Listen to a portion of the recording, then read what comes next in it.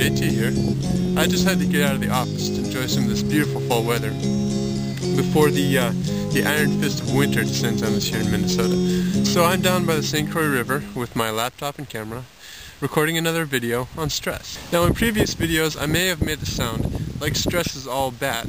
I don't want to leave you with that impression. Some stress is actually very good. In fact, we can survive without certain kinds of stress.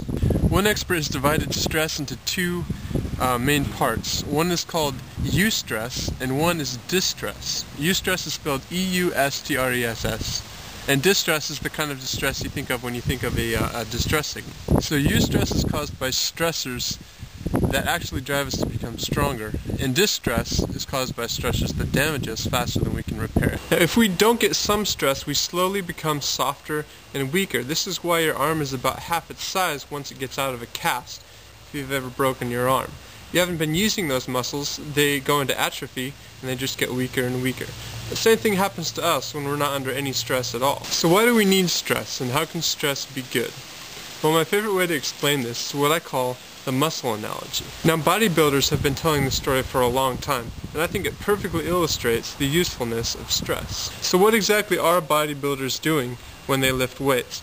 Well, they're putting their muscles under stress. In fact, they're stressing to the point where they're causing tiny tears. That's where the expression getting ripped comes from. They're actually ripping their muscles. After the muscles are torn, the body rushes to heal them up again. So extra blood vessels are formed around the muscles, extra nutrients go to the site, and they actually end up stronger than they started. Now, there are a lot of useful stressors out there besides dumbbells.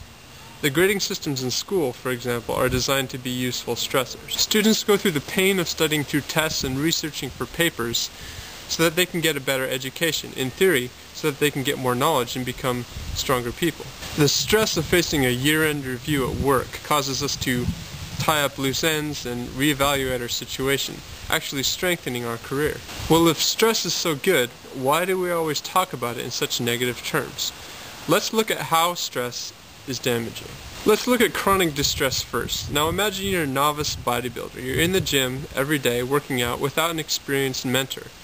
You're in there working out and you don't give yourself adequate rest. You're working the same muscle groups day after day and you're not letting them heal. You're just getting sore and tired and sore and tired, not letting anything patch itself up. Now this is why chronic stress can be so bad. It's not that we can't handle all the little things.